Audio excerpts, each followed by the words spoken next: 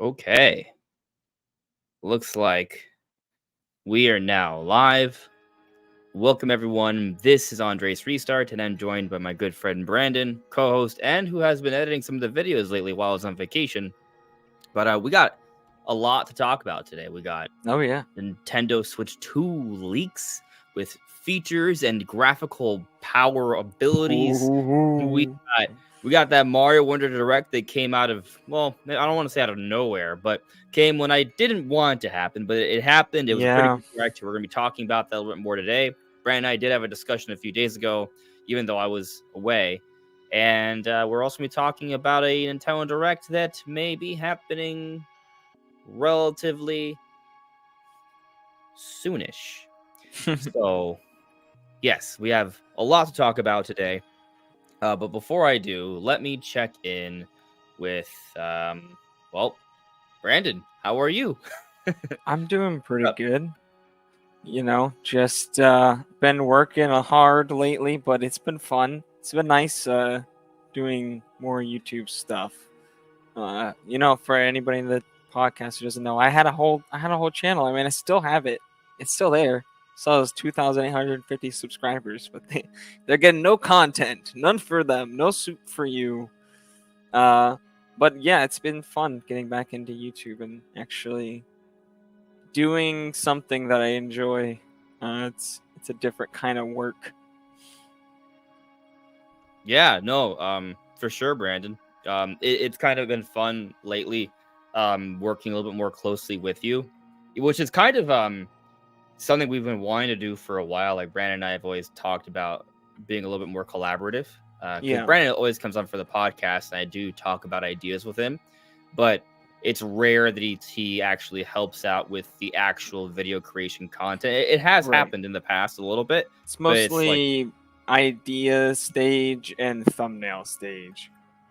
right, like usually like at the beginning of the week, I might bounce around some topics like, hey, what do you think of this? What do you think of that? Right? Like, oh, well, that might work. And we kind of brainstorm a little bit. And then with podcast and then with thumbnails, I'm like, hey, does this look like shit? And he's like, yeah, that looks like garbage. You should move it. I'm like, oh, you're probably right. But recently we did the Pikmin 4 verse 3 graphics discussion. And that, Mm, you put a lot of work into, right? Like that yeah, was mostly, I wanted to do it, but you had most of the like you covered the direction of it, right? I just kind of supervised and guided, and you did the research for that. I put into my own words. You found the footage.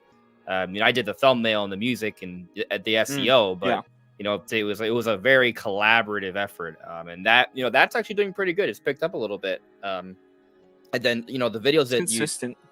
yeah, it'll continue to be a thing, and it's kind of like a plan that Brandon and I are kind of hoping we can do where we can have consistent graphics analysis videos like that one. Like that one had a lot of work put into it, and Yeah. it would be cool if we can do that more consistently. Maybe kind of like a Nintendo centric digital foundry, if you will.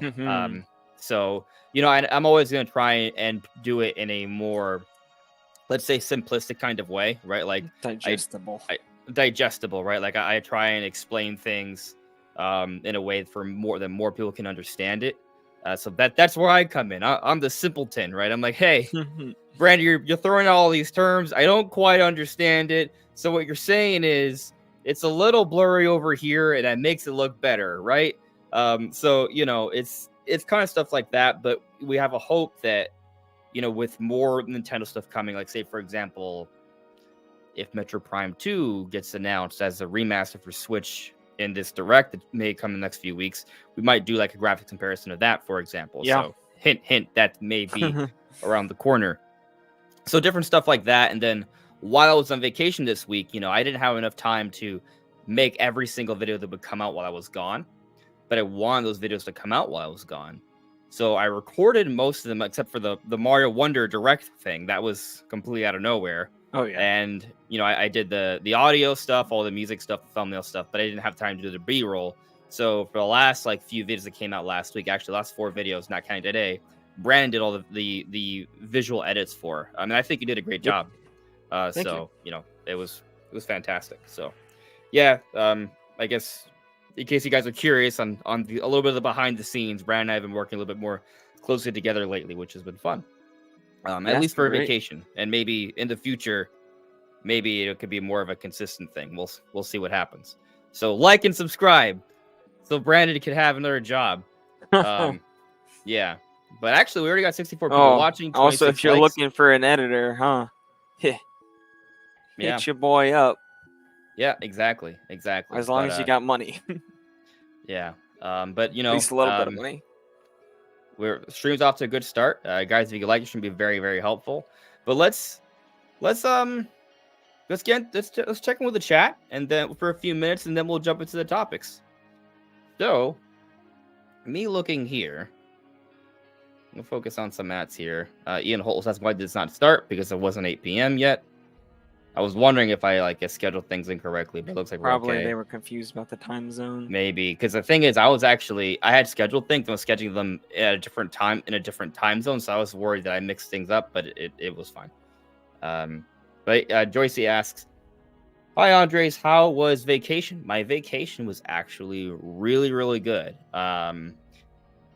Yeah, it was like a bachelorette party thing. So like a group of friends of mine that I've known for years, we all went to another country together for a week. And that was really, really fun. We had water activities and going out activities and tour activities and lots of eating. It was a good time. I really enjoyed it. It was special. So it was fun. Hell yeah, man. Sounds and good. I only got minor sunburn. Oh God, I've seen very minimal peeling, which is great. But at one point, I was die. very. I was wondering how burnt I actually got. It was in question. The sun is out to kill me. I swear. Could be. Hello there. AV James, what is this question here? Andres Restart. Game Explained did a recent analysis and suspects there could be upwards of 120 levels in Super Mario Bros. Wonder. Not bad. What do you think? I haven't seen that analysis yet. One of the, I guess, issues with having been on vacation is that I haven't been able to take a deep dive into the Mario Wonder Direct. Like I saw the Direct, and then there was that discussion, and that's kind of like my bulk of my analysis on that, like that with that initial viewing of it. So I still haven't gone back and like really dissected everything. That said, if there is about, there's 7 confirmed worlds, right? Right. So, could there be 120 levels? That would mean there would have to be a lot of worlds shoved into each of those levels. I don't know if there's. I'm tired. It's hard for me to do math right now. How many levels is that per world? Well, 120 divided by 7. A lot. It's not 20 because it'd be 140. What would be 13 levels? Something close to that. More than that. I'm assuming there's 8 worlds, actually, not 7. Okay. There's actually 8. But let's say 7 times 13. That would be only 91. 8 times 13. It'd be closer to like 18. You would need like 14 to 15 levels per world, assuming there's 8 worlds. If there's like a secret 8th world on top of the 7.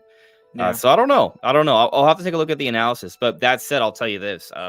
While not being pulling up my calculator. Sure on the numbers, just because I haven't taken a deep dive into Mario Wonder, I'll tell you that 120 divided by 7 is 17. I think it's conceivable that there could be that much content in the game.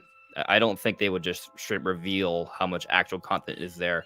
I'll also say that with most Mario games in recent times, the amount of content that you see up front is misleading. There's actually a lot more content behind, per progress, right? So there's usually secret levels that you unlock as you progress further. There's usually at least one more secret world, and even then, sometimes there's still something beyond that as well. So, well, we do know there's the levels that you have to unlock.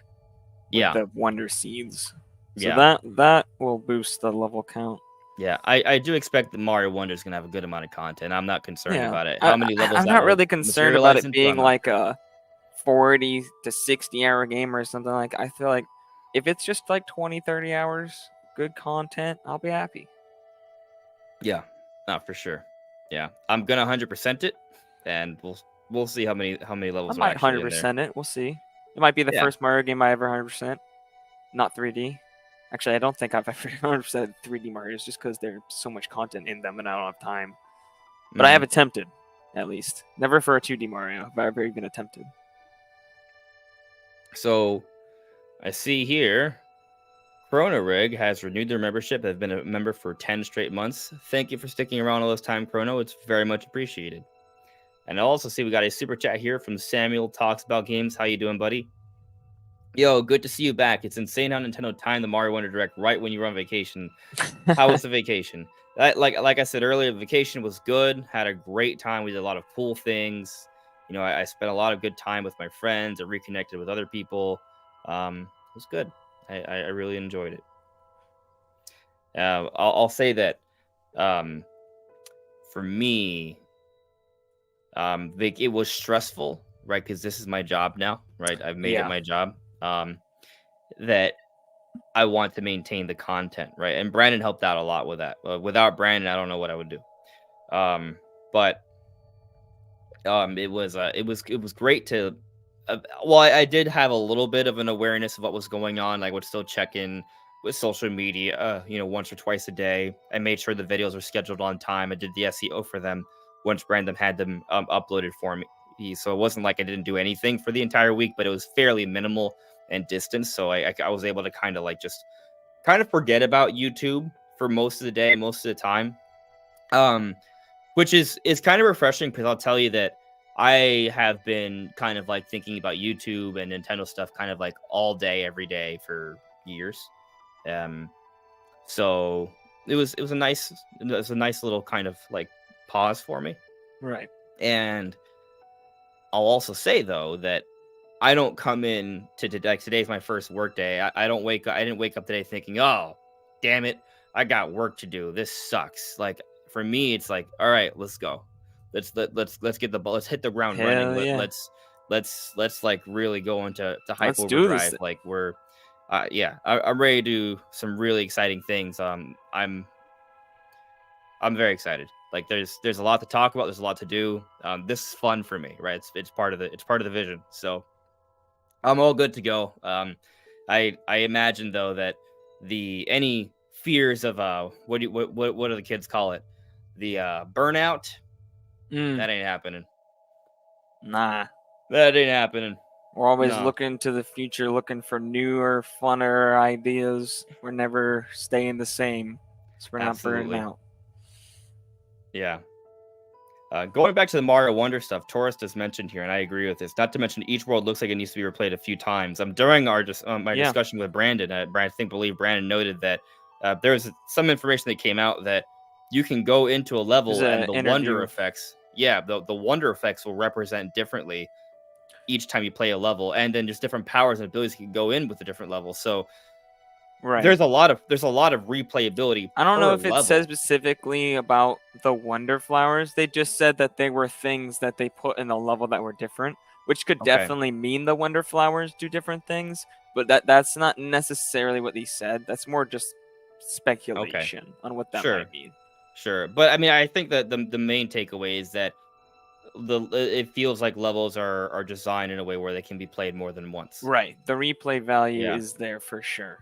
I mean, they don't even take into account the online stuff with all basically the Dark Souls layer, right? Where online mixed with badges, mixed with whatever kind of different things that they're adding in the levels. It's gonna be a lot of replay value. Yeah, but we'll hold off on the Mario Wonder stuff until we get to the topic. I mean, I guess, I just want to do a little Q&A. I mean, we're already at 8:16, so maybe we should just jump into it. All right. You know what? Yeah, let's just jump into it, and then people in the chat seem to already be talking about it. Right, we're already talking about it, so I guess this is it. This is the topic. We're already here. So let me just. I didn't label it as a Mario Wonder Direct topic, fancy. but it is now. So here we are. That Mario Wonder Direct is pretty darn good. I think it was a solid direct. It's You know, great. everything about it to me was great, except for the confirmation that there isn't traditional local, well, not local. There isn't traditional online multiplayer, which is a little Yeah. disappointing. But we can still play together in some ways with friends, and Yeah, there's the rooms seem yeah, very similar. Like the difference between playing locally or traditionally online versus playing in the rooms, it does seem like you can play pretty much every level. Uh, the races definitely seem to be specific levels, but I, I don't really understand the difference because Ghost can revive people too. You're not really interacting with each other. I guess you can't share items. Uh, I don't know. Maybe with the ghosts, are there things that are different in their world? Like if they kill an enemy on their screen, do you still have to kill that enemy? Is that the difference? Because I'm not sure how it works. I'm confused about how this is even really yeah. that different from It, traditional well, online, right? well, yeah. I mean, I guess it's a good question. It's a good point. One thing that I wasn't sure was made clear, and maybe this comes with me not having done enough research on it yet, but from when I saw in the direct, I didn't see a way where you could pair up with a specific friend and play the entire level normally. Like, yes, you can create rooms with your friends and you can do the challenges because there are challenges you can do per level with through online. So Brandon and I can still do like some boss fights or things together, but can we do an entire level in the normal way? Can we play it like co-op? Well, if I'm not mistaken, you can do a room with like 12 or 16 people, and then they can just be in levels. So you could just go to the same level and you'll see them. And you can do Hmm. that with a lot of friends. So I don't it and you should be I don't see why you wouldn't then be able to run through the whole level with them. Hmm. I might have to take a closer look at that. Um. Yeah. So it's definitely different, but I like like I like what they've done. Like I'm excited about the ghosts. I'm excited about the Yeah. hint system. I'm excited about I think for single bringing that all player this is together. really going to enhance it having the ghost running around. Because Yeah. honestly, like me and you probably wouldn't have that much time to play together. So, and I like to play these kind of games multiplayer, but I don't really have a ton of other people to play with. Yeah. I like to So play having games the by online myself. just to have other people running around, it adds a nice element to it, and they can help you revive and stuff. So I'm not good at 2D platformers, at least Mario ones, because I don't play them very often. So I tend to be very impatient and just frustrated and die constantly. So having Ghost around that can revive me and help me out will be nice, to be honest. Yeah. Well, maybe it's a good way to for other people who are less experienced with Mario platformers or who want to go that extra level of difficulty, having that hint system, having those revives. Maybe it's more about giving that multiplayer experience to those who don't have the option for the multiplayer experience. So that's kind of cool. Um, I think it's great. I'm actually maybe more excited about the badges and how they give you Yeah. different abilities on top of the power-ups you already have, on top of all the wonder effects. Like it feels like the amount of variety of gameplay and different ways we can interact with the levels is significant compared to any prior 2D Mario game. It's going to be super fun just going and doing the badge challenges and unlocking new powers and new ways to do things in levels, or just new perks. It's going to add another level of exploration and like reason to like do every level because you actually get tangible good rewards out of it. Yeah, yeah. I do see here. AB James mentions Yoshi being an easy mode is a minor complaint. You know, Uh, I guess if you want to play as Yoshi normally, then that is a complaint. it is a complaint. I agree. Actually, I think calling it a minor complaint is fair because I was also Yeah. like, oh, but I just want to use Yoshi as Yoshi. Like, I want to be able to play as Yoshi, and I don't want it to feel like an easy mode. I just want to play as Mm. Yoshi. But being able to ride Yoshi is cool, but it's kind of like a co-op thing. I wonder if there will be maybe points in the game where there can be an AI Yoshi that you can jump on. I don't think that's. n- I don't know if there's any evidence to suggest there is. There are. There are Huh? AI Yoshis you can ride. Are there? Yeah, that's already. Oh. It's in the direct. Oh, okay. I guess I missed I'm that part. fairly confident. Okay. Oh, I mean, if there's AI Yoshis, then and you can ride them, then I'd like. Do you have to pick? Like, is it something that just naturally appears in the world, like say, like in Super Mario World when you can play with Yoshi, I or think is so. it something you have to kind of set up? I'm pretty sure there's just Yoshis in some levels, but I'm maybe wrong. Hmm. It's something I would like to see, just because I like riding Yoshi. I do think it's really funny how they kind of animated Elephant Mario on top of Yoshi, and Yeah. Yoshi's like, oh Yeah, and when great. they did that, I don't think that was another player character. I think that was just a Yoshi. Maybe, yeah, maybe you're right. I'm gonna have to take another look at that. Okay, okay. You know, something else that kind of stuck out to me that I don't think we really mentioned in the direct, just like some of the theories that we've kind of discussed beforehand, like what's going with Elephant Mario. Like Elephant Mario does just the elephant power up period, because everyone powers up to an elephant. Right. There is water interaction. There's a lot of speculation that the elephant power up would be very important because elephants suck up water, and this being the flower kingdom, with flowers needing to be watered to be bloomed, you're collecting the seeds, like, and then even like the toad houses are actually like flower bud houses, right, with like Yeah. bud people instead of toad people. Like it does feel like there's some sort of motif going on here, and we have now confirmation that the elephants actually can grab water and shoot out that water, and that causes different things in the environment. So that's kind of cool. And the elephants still jump around, so it's not like a limited power up. Like you still explore the world as if it's any other power up.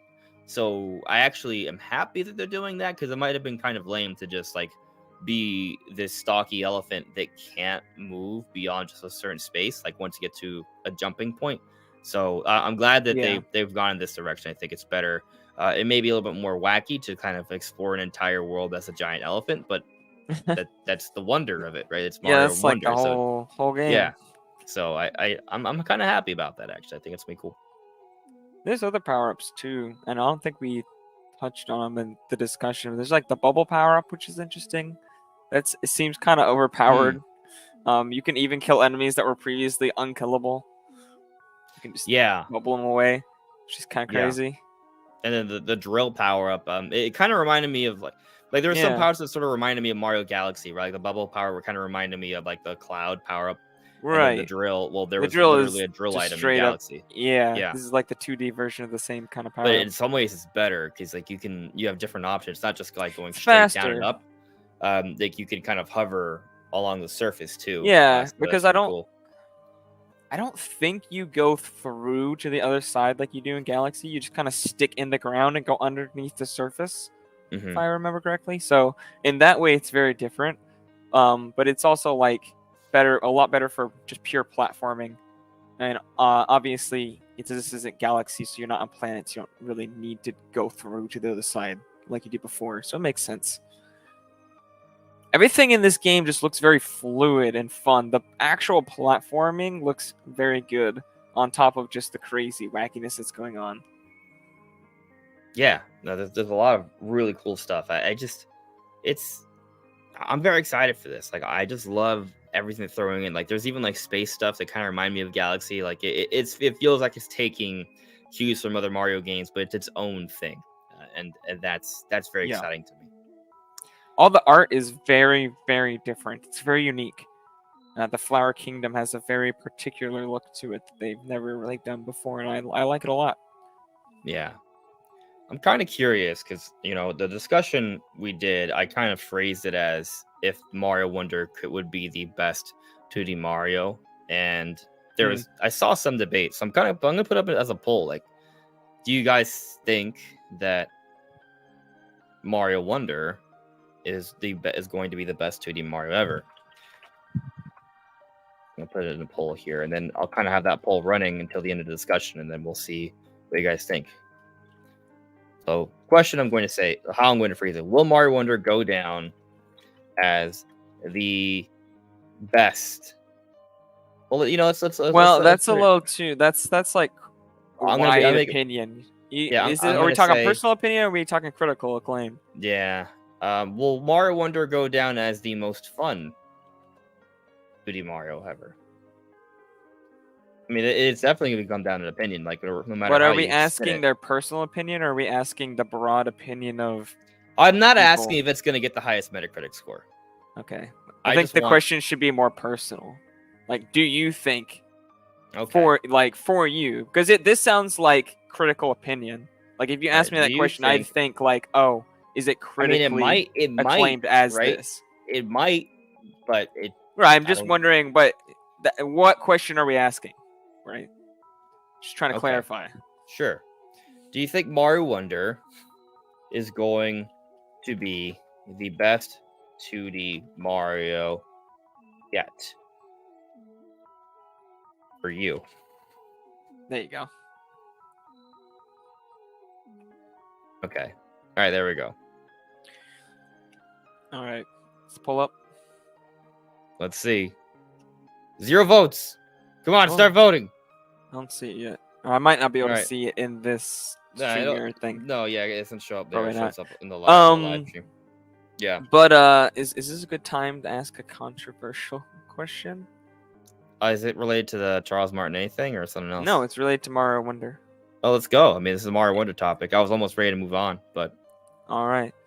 Do you think the kind of flatness of the art is bad?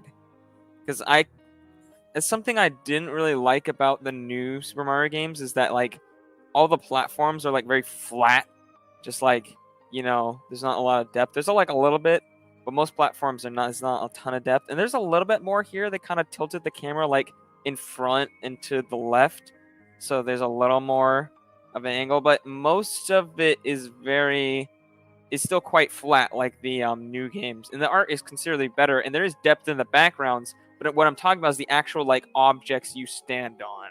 Like the actual platforms are very flat. The website. Just because. All right, so you're saying that I'm talking about like the ice there on the ground that you're skating on. See, like very, very flat.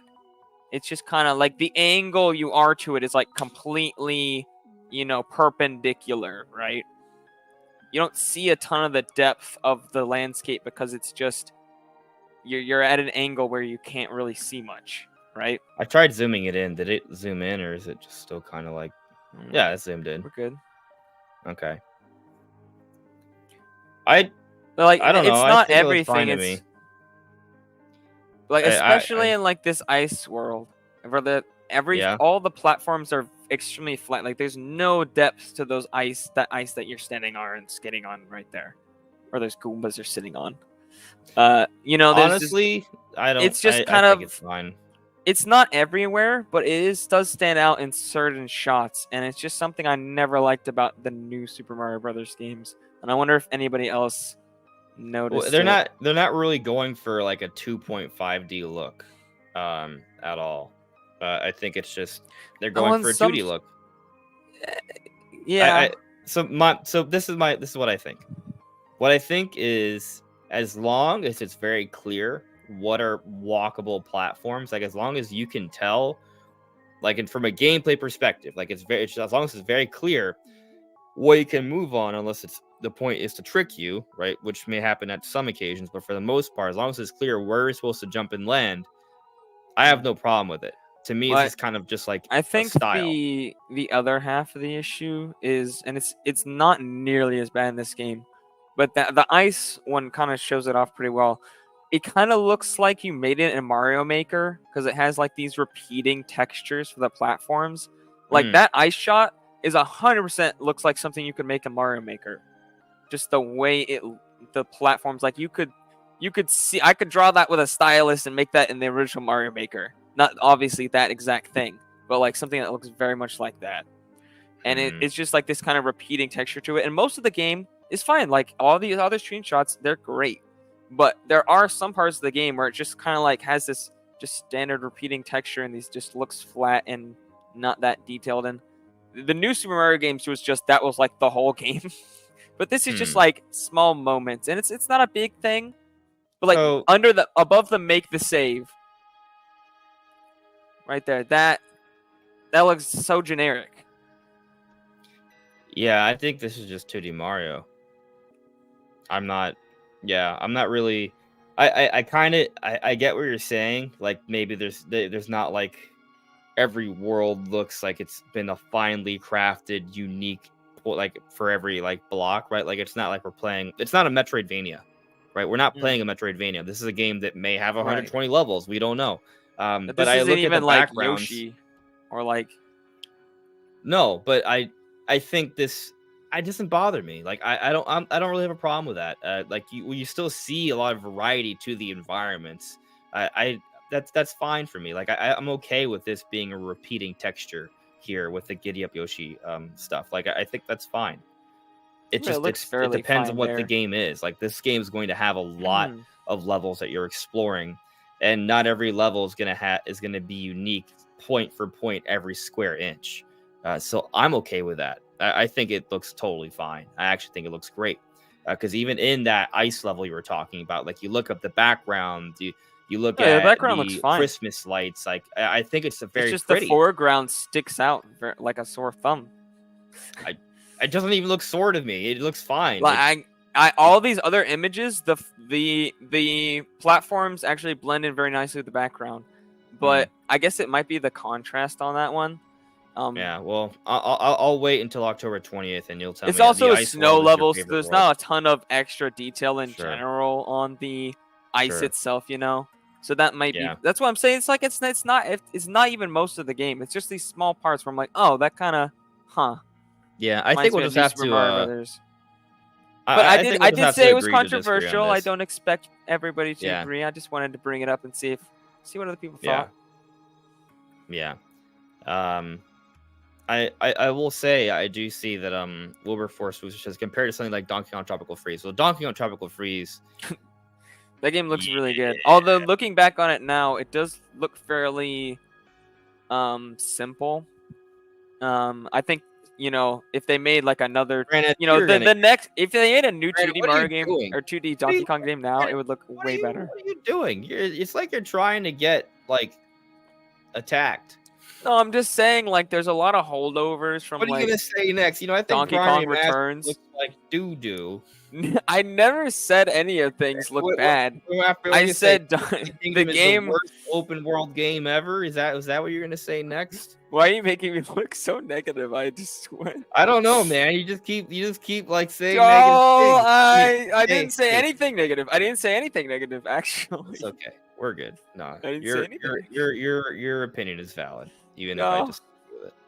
The confirmation I need. Yeah. What I need to hear. Yeah, I mean, I remember Tropical Freeze being a pretty game. You're just trying to say that in hindsight, maybe it's not as pretty as we remember. Yeah, I mean, looking back on it, it doesn't have like a lot of very like high resolution textures or super advanced lighting or anything. Like the art direction holds up great. But looking back on it, the tech is pretty primitive and it looks a lot closer to Country Returns on the Wii than I thought it would, to be honest. Like looking back, because I did the last week that Donkey Kong video we produced, guys, go check it out. I had to go get footage for Donkey Kong Country Returns, and I was like, wait, did I accidentally click on Tropical Freeze? No, I've never seen this level. This is definitely Returns. If Country Returns was remastered in HD, it would look about as good as Tropical Freeze. Yeah. And that's a Wii game. So, like, clearly, but Tropical Freeze isn't using any, like, super advanced tech. That's what I'm saying is, like, if they made a 2D Donkey Kong now, they could make something that look far better than Tropical Freeze, even though Tropical Freeze looks great. I'm looking at screenshots here. It still looks pretty good to me. No, it holds up fine, but it just it's not like a mind-blowingly. No, I wouldn't say it's one of the best looking Switch games. Like if you held that up next to like Pikmin 4, it doesn't hold a candle. Or even Metroid Prime. Yeah, Metroid Dread, it doesn't even come close. Metroid Dread, I think, is a fair comparison because they're both side scrollers. Yeah, I mean, I agree. I had to look at that recently too, and it blows that out though. out the water. But yeah, I would say Metroid Dread might be the best looking side scroller on Switch. That's probably fair to say. Yeah.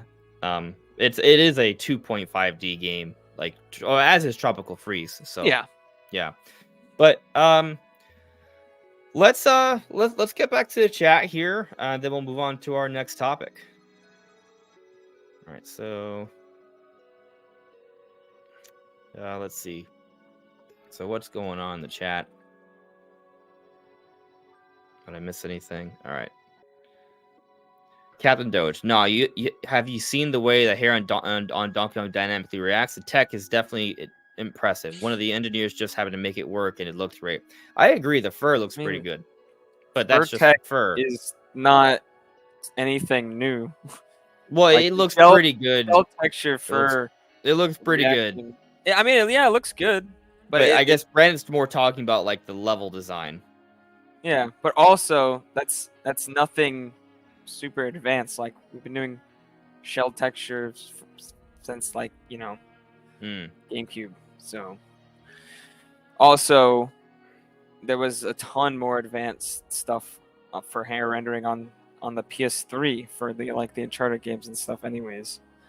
And other PS3 and 360 games did a ton of that kind of tech. It wasn't anything that was like mind-blowing, but it did look good. It doesn't hold up as anything insane today, but at the time it was good. Sure. It was a good technique. Sure. All right. Remember, the Wii U came out 1 year before PS4, guys. It wasn't doing anything special. Let's take a look at this. Wilberforce Returns relied a lot on original Donkey Kong games. Tropical Freeze had new ideas and stage design. I mean, yeah, Tropical Freeze was an amazing game, but that's going into more gameplay. I mean, first of all, visually it's still good too. Like Brandon just wants to talk smack. That let's just be. I'm talking tech, guys. I'm not talking art. He's just a hater. I feel like I've said nothing negative here. Hollow West. The Tropical Freeze cutscenes are very great. Retro is good at it. Oh yeah, those are amazing CGI. I did use those in the video as well, because of course you have to. They do look good. Even in retro, I didn't use especially the ones for Returns, but those are good too. Yeah. All right, this is a slightly different question. Uphill. Well, it's not even a question; it's just a statement that I agree with. Only thing I want for Nintendo Switch 2 is a new Nintendo Land. I want a new Nintendo Land so bad. That was such a good game. Bro, if only. Such a good game. Nintendo Land 2 would have destroyed 1-2 Switch, just saying. If there's a game that defines the Wii U for me personally, it's Nintendo Land. Like in terms of what the Wii U can do and like what it was made for, like that is the perfect Wii U game. It sells. It's one of the only Wii U games that actually makes full use of the gamepad and makes it like a must-have feature. Like I'm pretty. It may be the only true game that like you can't port to Switch because you need that gamepad. You can't change that into another feature. Like it has. You need another screen. The asymmetrical gameplay was amazing. Yeah, it was cool stuff. I'm just kind of thinking about like what is like the ideal lineup, like what are the 5 games that define the Wii U? I would say Nintendo Land. I would say Splatoon. Yeah. Oh, 100% Splatoon. Yeah. Splatoon. I think Xenoblade X should be there, given that it's the last. That's the last. Like it's like probably the. Like just from a technical, like it shows you what the Wii, like it's an open world game. It's massive. It's incredible. It does take advantage of the gamepad. Looks about 20 times better than anything Pokemon Company's ever made. Sure. On that note, maybe we should put Pokemon Tournament in the 5 games. No. Star Fox Zero. That one did come to mind. Oddly enough. So did Animal Crossing Amiibo Festival, though. So, well, maybe just Zombie there U. are some. I mean, to be fair, we do have to have a bad game that that also defines the Wii U, because the Wii U was not good. Right. If we're just talking about 5, I don't want to say Star Fox Zero is not a bad game. It's just a flawed game. It's not a good game. It's an okay game. It's playable. You can play it. It works. You can have fun a little bit. I kind of enjoyed it. Yeah. Let's see here. It was some of you guys mostly are disappointing, providing some good examples here. Okay. Steve West mentions Mario Maker. I think Mario Maker. Yep, 100%. That's Mario on the Maker. list. That's on the list. Paper Mario Color Splash, like, it is an exclusive for Wii U. Decent choice, but I guess we gotta. Well, I think what we need to do is kind of like make our, like, what are we trying to define here? Are we just trying to talk about 5 exclusives on Wii U that are good that you should play, or are we talking about games that really just kind of represent what the Wii U experience was for us throughout its generation? Because I would say, like, for example, Breath of the Wild, while it did come out at the end of the Wii U generation, is the best Wii U game for most people. Most of us played it on Switch. Yeah, that's a Switch game. And it doesn't take advantage of the Wii U features either. No, they scrapped not even the those Wii U features. version. They scrapped it for parity on both platforms. So it's kind of unfortunate that's what happened, because if otherwise, it might have been interesting to see it as a specific Wii U game. That said, maybe you can make the argument that Wind Waker HD might be a game that you put in that conversation of. That is a really good one. Yeah, and that we did get fairly early on. Is that one like they, started the production of Zelda U, as it was known? Yeah. All right, so if we're just picking 5 games, I think we're close. So I think I agree. I think most of us agree with Mario Maker. Most of us agree with Splatoon. Most of us agree with Xenoblade 3. Most of us agree with Nintendo Land. So that gives us 4. What's one more that's like, oh, okay, this is what the Wii U can do? That you're like, oh, all right, epic.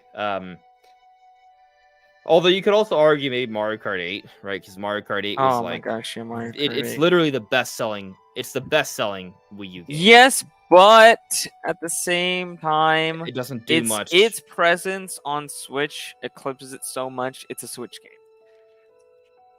right? Like, you can press the horn and you can see the map on the gamepad. Again, it's not about the best games, right? Because if it was the best games, Breath of the Wild should also be there. So maybe we do put Wind Waker HD. Because I have Wind Waker HD on my list. It's just about showcasing what the Wii U has to offer. So Nintendo Land, Splatoon, Mario Maker, Wind Waker HD. I missed one, but Xenoblade. Right. Let me rephrase. All right. So it's Nintendo Land, Splatoon, Mario Maker, Xenoblade, X. There was one. Did I already say Wind Waker HD? And it's Wind Waker HD. I think that's it. Yeah. Right? Yeah, that's it. I'll just tell you my list. It ended up being 6. 3D World, Splatoon, Nintendo Land, Wind Waker, Mario Maker, Xenoblade X. That's 6. What does 3D World do? That kind of font that, like, what is it that kind of like showcases what the Wii U is? It's a great game. Just setting the blocks really, like, touching the. I feel like it's just because it's the 3D Mario of that stuff. Generation, and we're not including the 3D Zelda of the generation. Well, there is 3D World is actually on Switch as well. Right? But 3D World actually was like a major game that tried to push Wii U and held it up as one of like the best games on the platform for a while. Whereas Zelda, we're not including it because it never really lived on the Wii U. Okay, but what about Mario? You excluded Mario Kart 8. Though. Yes, Mario Kart 8. I'm just saying, like, I'm taking that off what I'm because, saying? Like, if you include 3D World, you might also include Mario Kart 8 because 3D World still sold better on Switch. It's an enhanced, better version. Yeah, but the Mario Kart 8 on. I would argue. Switch I would actually argue insanely better. What they did to 3D World is better than what they did for Mario Kart for its respective. Yeah, but I'm just talking about like the general thought. If I think of 3D World, I often think of the Wii U version. Or the Wii U version, I don't know. It's different for me. Sure. Maybe just because the Switch version of Mario Kart 8 Deluxe just is an absolute insane seller. Whereas 3D World, yeah, it sold better, but it's not like it sold. How much more is it sold? Like 5 times more? Yeah, Some I think insane amount. one game that deserves an honorable mention here is Captain Toad. AB James pointed that out here. Oh It did take advantage of it. yeah, Captain Toad's yeah. great. Maybe we should build a top 10 Maybe it should be a 10. because we'll put Tricade Mario Kart Art back said on. wonderful one of one. You could draw the attacks. I mentioned Zombie U earlier. Yeah. And then Star Fox Zero also had Star Fox Guard. The guard part was pretty good. Star Fox Guard's a fun game, and Star Fox Zero, while flawed, it does do unique gamepad stuff. I think it's a problem, but it does unique stuff. So anyway, let's No, this isn't even a topic. It's not even a topic. We're just kind of talking about it for fun. But let's Glucose brings up Pikmin 3. Yeah, that's another good game. But it's a good game on Wii, but I wouldn't include it. Yeah. Well, I mean, it does some cool stuff, but you can move around the gamepad and there's a map, so there's some things. But let's move on to the next topic. So I'm trying to decide what we should talk about first. I guess we'll talk about the Switch 2 stuff now, and then we'll talk about the Nintendo Direct stuff after. Is that fair? Cool. All right. Starting with the good stuff. Oh, that is not the title I had planned. It's not a Switch 2 hint. That was last week's title. Whoopsie. It's fine. It's not that different. Switch 2 leak. All right, cool. So we got some Switch 2 leaks to talk about. Let's go. Yeah, we got the leaks to talk about this time, guys, and it's significant stuff, I would say. So, I'm a Hero 2 on Reddit. Not Reddit. Well, there's a post on Reddit and also Recent Era, but there's some confusion there. But this person has a history of revealing Persona game information, right? And they said some things that are a pretty big deal regarding Sega and Square. And some of that included Switch 2 stuff. So in the interest of time, we're just going to talk about the Switch 2 stuff. If you want to see more stuff and you haven't seen it yet, because I know that people talked about it already during the weekend when I was away. But if you check the sources in the video I posted today, you can see the entire Reddit post and you can look through that. But in regards to the Sega stuff that's related to Switch 2, this is what was said. Switch 2 dev kits have been here for a while. I can verify it is backwards compatible with a few games tested, new cartridge, new camera feature. And then this is where the Square stuff comes in that's related to Switch 2. Final Fantasy VII Remake looks and runs like a PS5 game on Switch 2 dev kit. Port took no time, I'm told. Could be a launch game, not sure. So that's some big stuff. Now, there's a few other things that I'll point out here from Nate the Hate that give a little bit more, perhaps, perspective on this. But let's just kind of dissect this as this. Okay. So, Switch 2 dev kits have been here for a while, and obviously that's a relative term. But given that we've recently gotten reports on dev kits, I think the implication is that it's been there for longer. Sega would be a close partner with Nintendo. The idea would probably be that they want something from Sega ready near launch window or literally launch window. Enix. No, both. Oh, both. There's two different companies. We're getting information about two different companies here. Okay, cool. Yeah, so typically this person tells us about Sega stuff because they know about Persona. Gotcha. Yeah. But so Sega apparently has had dev kits for a while. From this source, they can verify that it's backwards compatible with a few games tested, and there's a new cartridge and camera feature. Yeah. New cartridges make sense. The games are gonna be a lot bigger because the assets are gonna be a lot bigger. So they're gonna need newer cartridges that can hold more. And the old cartridges were pretty expensive, so I'm curious if they'll find out a way to make cheaper cartridges. Also, I'm assuming they're going to have like a divot in there, so you can't just shove it into your Switch. Yeah, I assume. I mean, maybe like 3DS, where it's just kind of a slightly bigger design, so it just like doesn't fit. It has a notch. Yeah, the notch. Yeah. What's funny is that on Game Boy, the Game Boy, it's kind of like they thought of this ahead of time. Like if you go back to the Game Boy games, they were like these gray cartridges, and they had a little indentation on the corner. And so the way it works is when you put that in your Game Boy and you press the power button, or rather a power switch, a little piece of plastic would stick out. It would hold the cartridge in by covering the indentation. With a Game Boy Color, there were some Game Boy Color exclusive games, and you wouldn't be able to put the color cartridges into the Game Boy because they had no indentation. So if you tried to put it in, when you tried to turn it on, it would not fit. It's kind of funny how they did that. So I imagine it'll work something like that, but in reverse, right? So like kind of like how the DS was just like, or kind of like a rectangle, and the 3DS was like a rectangle, but had a little notch. I bet that the Switch 2 will also have little notch under cartridges, or there'll be something about the shape that won't allow it to fit into the Switch 1. Right. That'll be it. But you could still take your Switch 1 cartridges and fit it into the Switch 2 cartridge slot. I don't think it's going to be a separate cartridge slot. I think it's going to be the same cartridge slot. No, I think it'll be the same, yeah. Yeah.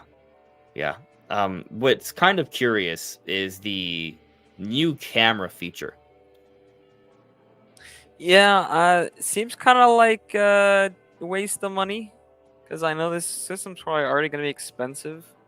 So I feel like they're, especially since we've been hearing they're going with an LCD instead of an OLED.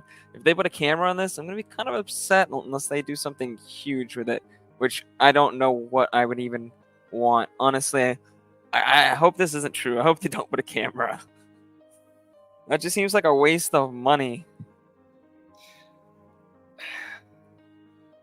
It depends what they're doing with it. Yeah, but and is it going to be on the game? I call it the gamepad, but is it going to be on the Switch itself? Where I can't imagine what they're going to do with it that you can't do with like just connecting your phone. I don't know. It's a good point. I wonder, right? So like if it's on the Switch itself, then that means you can't use it when docked. Yep. So it's a portable only feature. Yeah, only applies to portable games. Yeah. So then I wonder. Every time I say wonder, now I think about Mario Bros. Wonder. But I wonder if maybe instead of it being on the Switch tablet itself, the Switch 2 tablet, it would be on the controllers. Maybe, right? Because truth be told, Wilberforce Woosters suggesting maybe they just kept the IR camera. Well, I don't. It suggests a new camera, but I guess it could be a new IR camera. Like maybe there's 2 IR cameras now, but I don't see why they would do that. Or maybe it's a better IR camera, but I don't see why they would do that either. I don't know. But it could. It's a lot of times leaks get things confused, and it could just be the same IR camera and the Joy-Cons, and they just, where this information came from, whoever was looking at the information just misinterpreted it, and they also say new camera feature. So true. It could be building off the IR camera. Maybe the IR camera is still there, and they just are updating it with more technology. It's not just infrared. There might be a little bit more tech behind it now. So instead of scrapping the infrared camera that's on the right Joy-Con, they're actually improving on it. Which, I don't know, maybe they can do something crazy with it. But maybe they can. I don't know if it'd be worth it. Maybe both controllers will have an infrared camera this time. Right. It always kind of bothered me, like the kind of like the obsessive compulsive nature, like of wanting like everything to be like symmetrical. That only one had it and the other didn't. True. So it would be interesting. I wish they if just maybe put the both plastic, even if the camera wasn't there. Right. Which would also then bother me. But I get your point. I get your point there, right? People would just be like, "Oh, why did they do that?" Because they wanted to look the same. But it might be neat. I'm open to the idea as long as it's not an expensive feature. I'm open to the idea. Captain Doge he got a good comment. He Okay. asked, perhaps it's more of a LiDAR 3D scanner or camera instead of just a standard camera, which could be cool. If you had like Face ID with the Joy-Cons, like that could be sick. Or just being able to scan an object and put like a 3D model of it into a game. That could be great for like Labo VR or Garage, or whatever they're. Which one's the one where you like build games? Game Builder Garage. Game Builder Garage. Yeah, that could be insane for Game Builder Garage. You could put an asset in with LiDAR. Bro, that would be crazy. Although, again, that tech is in your phone, so why wouldn't... not everybody has an iPhone, though, so, could be cool. Yeah. Maybe it has multiple applications. Right, the infrared camera technically has multiple applications, right? So yeah, maybe there's a camera that can do a number of things. Maybe it can be used to scan things. Maybe it can be used to take pictures. Maybe it can be used to kind of sense direction. And there's just options. So that might be interesting. Maybe they're gonna move around the positioning of the IR camera, so it can be used more like how the IR camera used to be used on the Wii, where it was actually used as a pointer. Like a true valid pointer for gameplay. I wonder how they would do that, because your fingers are there. They would have to change the shape of the controller. Yeah. But it's not impossible. So no. But it may be impossible to do comfortably. Who knows? That's up for Nintendo to figure out, right? Let's I think we agree backwards compatibility, it should happen. There's a lot of reasons to think it should be had. We've talked about this before. Like there's a lot of reasons why backwards compatibility just makes sense.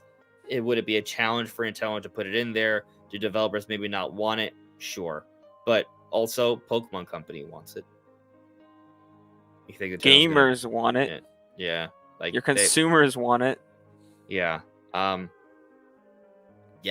It's probably going to be there.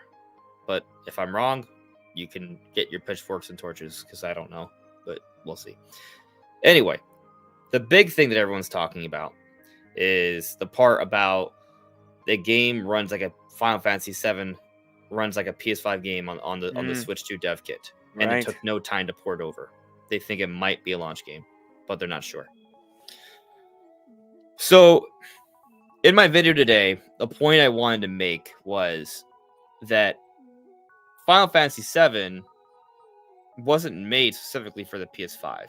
It just looks better on the PS5 than the PS4 version. Yeah. So, in other words, if they can get Final Fantasy VII to look like the PS5 version, that doesn't mean that the Switch 2 has PS5 level of power.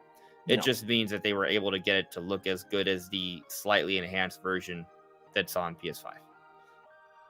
Like that's pretty much it, right? Like I don't think, I don't think Final Fantasy VII Remake, which runs fine on PS4 in my opinion, is like that's not the benchmark of what PS5 is. Like that's not the ultimate best looking, best performing PS5 game. No. But what I think it does bode well for is it bodes well for some significant multi-platform games that aren't conceivable on Switch, or at least not conceivable in a quality way on Switch, that maybe they could be conceivable on Switch too. And I mentioned in my video, things like 7 Remake, things like maybe Elden Ring, things like Resident Evil 4 Remake. These games might be brought over to Switch 2. Things that you might have seen on your PlayStation 4, or perhaps we're looking running a little bit better on the PS4 Pro. That's the kind of games we could see on Switch 2 from third parties. Right. And that's what I think this really means. It's not saying it's PS5 level, not even necessarily PS4 level, which, by the way, we did mention today. Nintendo Prime apparently asked a few different developers and has heard that it's maybe somewhere around PS4 Pro. And I think something that I just want to make clear is that I'm not saying that I think it's going to be literally raw power PS4 Pro level, but what I think ultimately it's going to mean is just like the visual impact is going to be something comparable to that once everything's said and done. Exactly. Yeah. Yeah. I mean, it's practically, I mean, it's not impossible, but it's practically impossible in the literal sense of those words. For them to come out with a handheld that's actually as powerful as a PS4 Pro or an Xbox Series S. Uh, even like the latest Windows handhelds that are over $1,000 and have an hour to 2 hour battery life aren't as raw power, as powerful as either of those consoles. So obviously it'd be insane to expect that. But the advantage that the Switch would have would be the fact that they're using Nvidia and not AMD. And Nvidia just has, at the moment, way better technology. They have really, really strong GPUs. And all of their architecture is just straight up better than AMD's for the most part. So you do have some advantages there, as well as the Switch being a system that, is actually being targeted by developers, because none of those Windows platforms or the Steam Deck are really being, there's no specific team that goes and makes that version of the game. It's just, oh, you slap the low settings on there and you hope it runs well. And Switch does have that advantage. But as far as third parties go for how fast it is for them to get out games, it's definitely going to be much faster, because when you're making a game, you already make variable levels of asset quality, because you can't render your entire game at full asset quality all the time. You need things in the distance to be lower asset. And generally, that's how you get things like lower presets for like PC, or if you need a lower version of the game, you can use those. Whereas in the Switch, it's so low that you either have to use the absolute lowest LODs, which just look horrible, or you need to make new assets. When you say LODs, you mean level of detail? Yes, level of detail. So essentially, The simpleton. Instead of using the asset as it is a close up, it's the asset as it is way far away where you can barely see it, so it's barely loaded in, That kind of pop in, it's essentially on the Switch version would need to be, it just never pops in. Or you need to create new assets. However, I believe the Switch 2, well, it's not going to be as powerful as these in raw performance. It's going to be close enough to where you can use a little bit less quality asset, but you can still use the same assets you generated. Just turn down the settings, customize exactly, when things pop in, and, make sure the resolution and everything's good for the Switch version. You're hitting your frame rates. You don't ever have to create specific assets that only the Switch version uses. And it's just so much easier on the developers. You do have to change around code and port everything over and make sure everything works, and fiddle around with the settings and resolution and stuff. So there's still work involved, but you don't have to go in and practically rebuild your entire game just to make sure it works on this platform. That hopefully won't be a reality. It shouldn't. Yeah. So I want to bring up a little bit more information that has kind of surfaced regarding this. So this on Thanaboards, Nate Drake, which is the same person as Nate the Hate. There was something they kind of said here that gives us a little bit more perspective on the Switch 2 power. So someone in this chat here said, I don't want to yuck anyone's yum, but a Series S level of performance is likely impossible. Speculate all you want. I just don't want a sort of spec inflation to happen where at some point the wildly optimistic becomes a default and a new wildly optimistic emerges beyond that. That was someone else. That wasn't what Nate Drake said. But this is what he responded to that and said, in terms of raw power, they will not match. Factor in DLSS features and such. The possibility of a matching resolution and such exists, which to the consumer is what matters. There are other variables to consider, of course. Brandon, can you just remind me, Series S, like, how does that compare to PS4 Pro? Is Series S considered to be more powerful? In terms of raw GPU performance, it's about the same, but the CPU is leagues better in the Series S. It's the same exact one in the Series X, which is basically the same one in the PS5. Okay. It has an SSD and it has much faster RAM. Okay. So the But it's Series in S is terms of raw still GPU overall grunt. better than the Pro though. Yeah, it's better, but not in every dimension. Okay. It still has significant bottlenecks that the PS4 Pro has in terms of like pixel pushing power. Sure. But I think the ultimate point here, and it feels like what Nate is saying here is comparable to what we're trying to argue. It's just that when you account for all the different little factors involved, the overall, as I said earlier, visual impact on the mainstream consumer is something that's going to be in the realm of that PS4 range. Now, again, not raw power, just in that realm. Maybe it is close to raw's, maybe like Nintendo heard, but it's more so just about what we're going to see with our eyes. And I think something else to point out here, and perhaps Brandon, you may agree with this or disagree. I'm actually kind of curious what you think of this perspective. I brought it up towards the end of my video today. It like we can talk about like this kind of conversation we're having is more relevant for like third party games, right? And I think what it may mean is that we'll get some of these multi-plat games that we've mentioned that will look good enough to satisfy most gamers on the Switch 2. But the other point that to me is perhaps more exciting is that what this may mean for Nintendo games.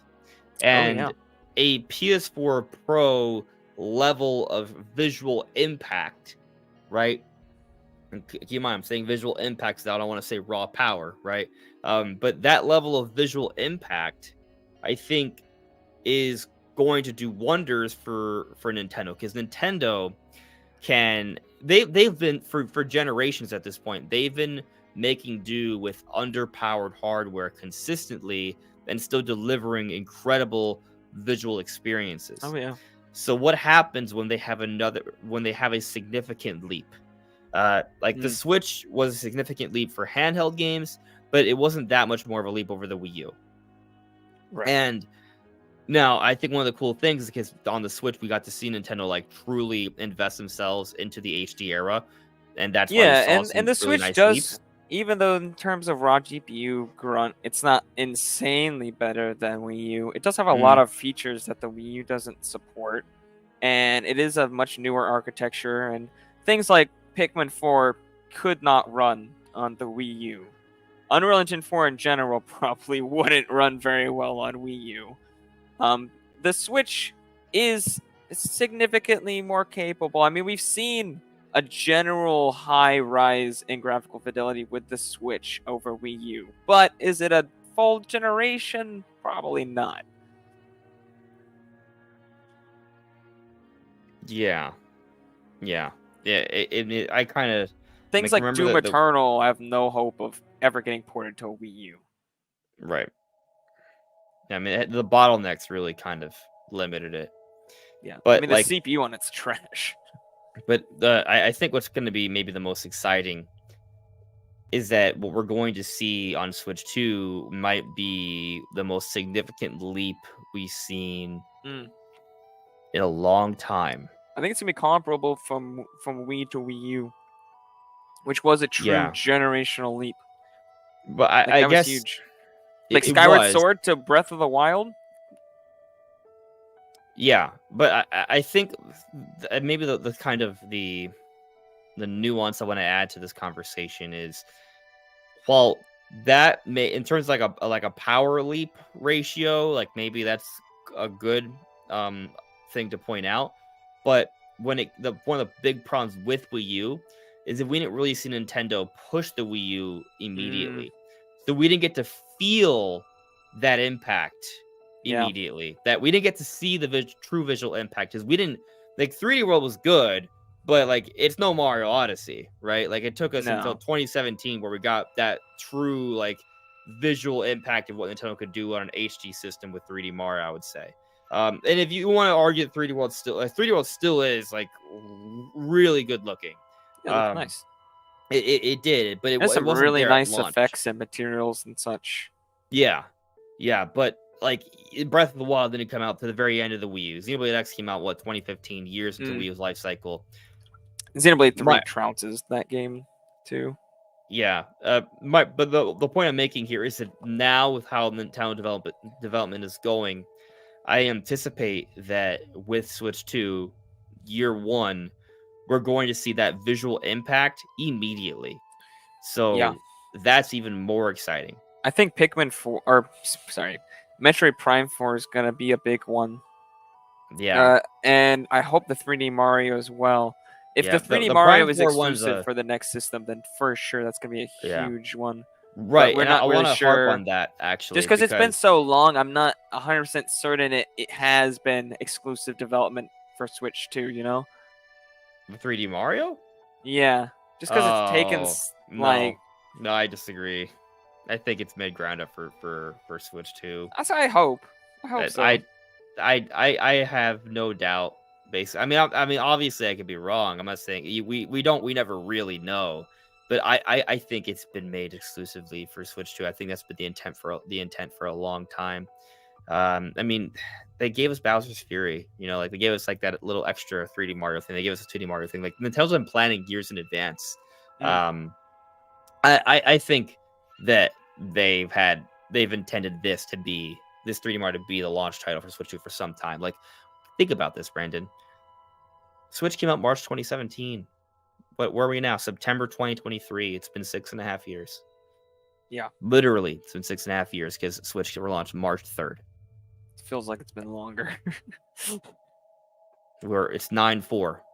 9/4 2023 versus 3/3 2017. No, yeah, I Six know. and a half years. So and we're probably not getting Switch 2 until another year from now, like straight up a whole other year from now. So 7.5 years. They've been waiting a long time.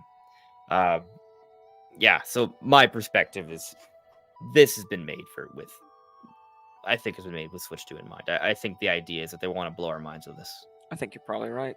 And that's what I'm hoping to see.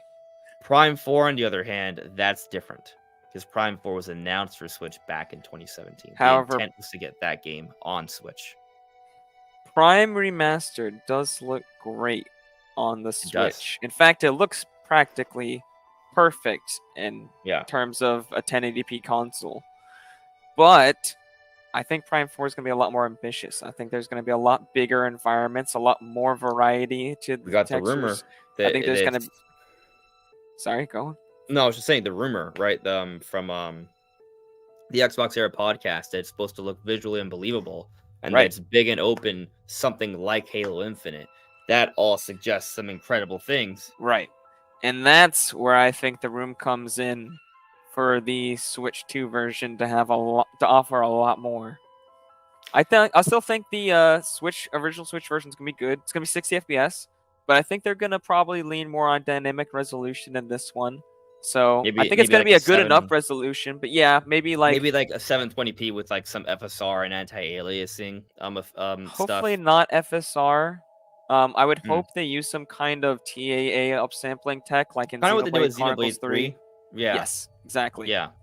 But from a higher resolution, because that game dips as low as like lower than 540p in docked mode, even though it still looks pretty good. I would imagine they would target, as low as I would expect is maybe a little bit below 720p, but still targeting 1080p.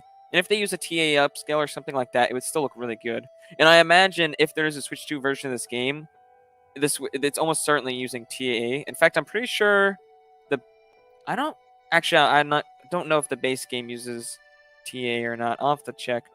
But a Switch 2 version would almost certainly, like, TAA is just like the future. You're either using TAA or using DLSS. And if you're using DLSS, a lot of the inputs are like, it's pretty much the same effect. Yeah, I just want to take this moment to explain this briefly. All right, so DLSS, right, is an AI upscaler, right? So through artificial intelligence, it takes the image and it makes it look better with less raw power required to do so, which gives developers more room to either just make a higher resolution or add more to performance or it just kind of gives them a little bit more like flexibility with how much they can output.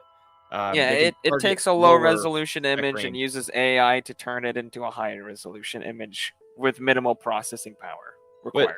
But can you also kind of explain what TAA is? TAA is temporal anti-aliasing. anti-aliasing being any method to get rid of the jaggies or any sort Whenever you of like see like a artifact. diagonal line that's like you see like kind of like pixely Shimmering, stuff. Yeah. that kind of stuff. Okay. And temporal just means that it's just time. Essentially, the idea is you essentially, quote unquote, save data from previous frames and use that information to tell the current frame where pixels that currently aren't on screen should be, so you get better subpixel detail. Because of course, when you're viewing an image on a display, it's viewed on pixels, right? If you have 4K, then you know you have 3160 by 3460 by 2160. I forget exactly. But easier one to remember, 1920 by 1080. So obviously, there's more detail than there are pixels. And if you don't have subpixel detail, then you don't know what's going on, essentially. So temporal anti-aliasing just uses data from previous frames where the camera was in a different position to tell the current frame what information it can't see. And so the end result is that the frame looks a lot more finished. Okay. Is that a good explanation? Does that make sense? So my brain's like, so it makes the game look smoother. It takes data from old frames, puts it in new frame, make resolution look gooder. Is that good? It makes it look gooder. Okay. JM in the chat says that's not what TAA used to mean. To be fair, I'm talking about TAA upscaling, but TAA in general works fairly the same. You're just not you're not upping the resolution. So in terms of the upscaler, essentially you're taking a 1080p. Let's say you have a box and that box is 1080p and it's a certain size, but you need 4K, and 4K is a 4 times bigger box. So you take the information you have in the box in 1080p and you dump it into the 4K box. And now the 4K box is 1/4 filled, right? And then you use information from the other frames to fill out the other parts of the box that you don't have. And that's temporal upscaling. Normal TAA just uses the same 1080p box and just throws more content into that box to make it look better. Does that make sense? Barely. Kinda. Yeah. I kinda get it. I feel like that was a really good explanation if you're me. No, I mean I like the box analogy. I think, it's the box and you put it in a bigger box and then you need to copy the stuff from the smaller box to fit the bigger box. Yep. Oh, okay. That was lucky. You gotta fill a 4K container of pixels, right? If you start at 1080p and you need to get to 4K, you need 4 times the amount of pixels, right? That you don't have. So you take information from the other frames and you say, aha, that's what this pixel should be, and that's what this pixel should be, and that's what this pixel should be, without actually re-rendering that pixel, because that pixel was on screen in the last frame. You know what it should be. Does that make sense?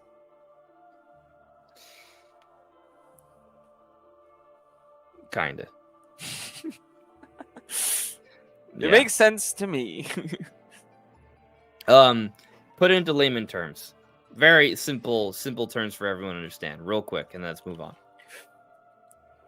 Okay. I feel like I have, but I'll try even simpler without being too simple. Maybe I'm too distracted. Okay.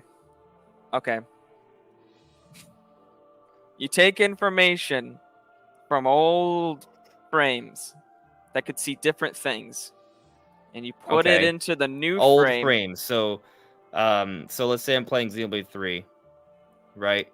And I killed an enemy half a second ago, or even less, like a fraction of a second, and it takes that image and it places on like right afterwards, so it kind of makes it look more smooth.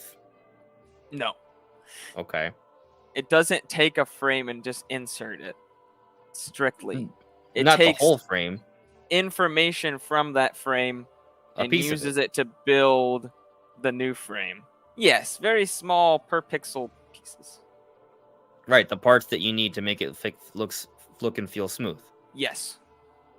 Yes, All right. that's good. Okay. All right. That's probably good enough. All right. Cool. Comment in the chat if you understood that. Cool.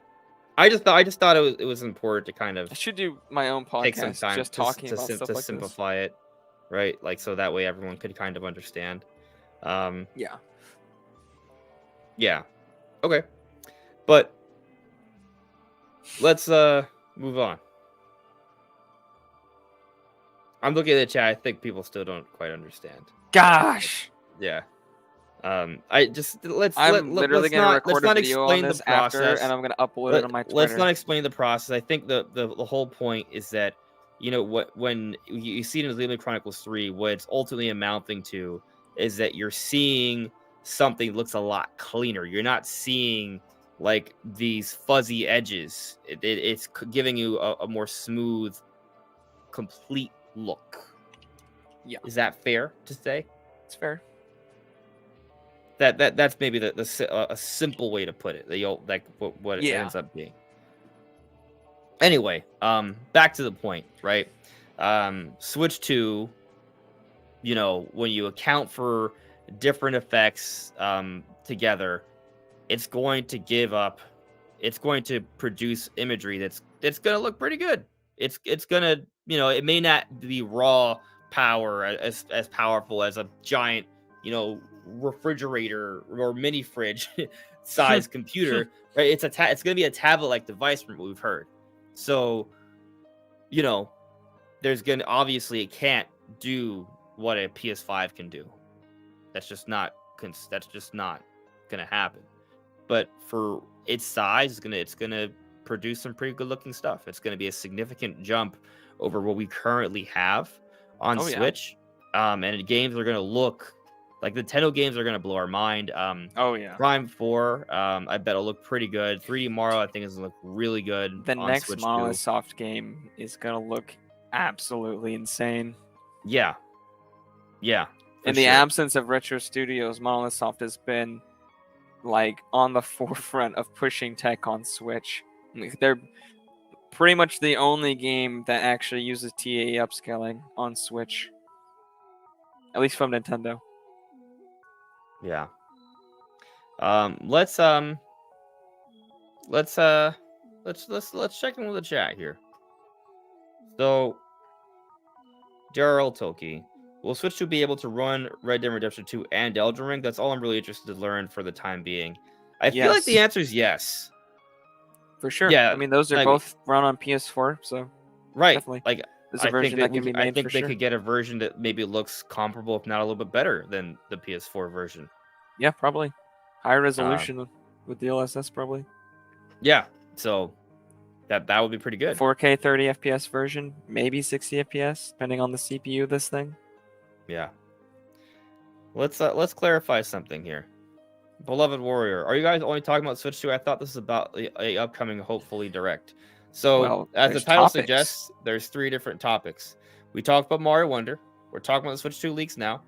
And then in a few minutes, we're going to jump into Nintendo Direct stuff. So, we'll be getting to that soon. Let's see here. Let's see. JRO Toki, I understood pixels. Nice. There you go. Newedo9. So, I feel Prime 4 could blow away Starfield, honestly. From the sparse and slow-paced exploration, loading screens, a disappointing ending. I wasn't impressed at all. Barely a 7 out of 10 game for me. Sorry. Well, I haven't played Starfield. I can't really speak on it. I know that it hasn't jived with everyone. I don't think I to tell you the truth, from everything I've heard, I no longer feel like I need to buy it. I was been kind of keeping tabs on Starfield, and I'm not gonna get it. Just get Game Pass. You don't have to buy it. I mean, yeah, if I get Game Pass, I gotta at least give it a try, right, and just see how I feel about it. So I think if the missions and story are good, that'll be what I focus on. Which honestly is what I would focus on anyways to have any fun, because these open world games with 1,000 planets are never going to be good if they're actually open world. So I'm kind of glad that you can't just fly around and run around nothingness for eternity. And they kind of like speed it up. yeah. I You can still fly around in space. You just can't Yeah. fly straight onto the planet anywhere you want, which the way the game's built would be super boring anyways. Starlink might be a game that some people should give a try, because in Starlink you can go from planet to planet in a solar system, or a multi-star system, or I don't remember how many stars there was in there, but I feel like you if it can was just literally one solar system, it might have been better. you can literally go through like space stations and asteroid fields, and you'll see a planet and you'll fly into the planet all in real time. Like, you'll go through the atmosphere and land and fly back out. It's all happens in real time. It's really cool. I mean, And just actually, just play No Man's yeah, Sky. yeah, it's on Switch too. Both are. Yep. So you Both can play pretty both good on versions. Switch. Yeah. So, yeah, I will say though, with Metro Prime 4, they're going to be offering very different experiences, but they're kind Very of like different. these two big like space adventure games that we're kind of like looking forward to. Well, Starfield's already out now, but that was kind of like the discussion beforehand.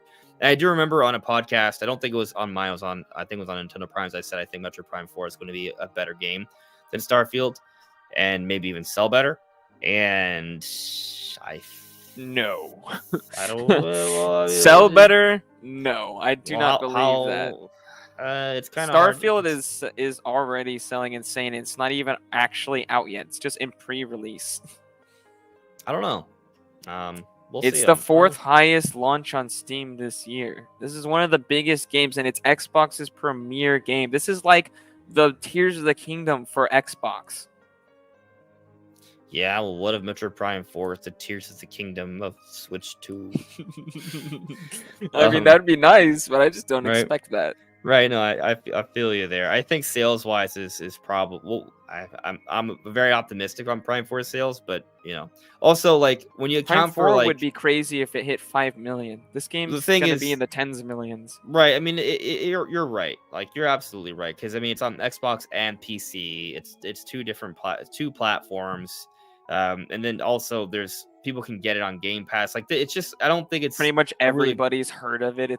It's not a good comparison. Quality wise though, from a critical acclaim perspective, I do think Metroid Prime 4 is going to be more or consistently high reviewed than Starfield. I think it has that chance. Yeah, it has the potential for that for sure. Yeah. But I think it's now time to move on to the next topic. And there was actually someone who asked a question I thought would be a good segue into the next topic.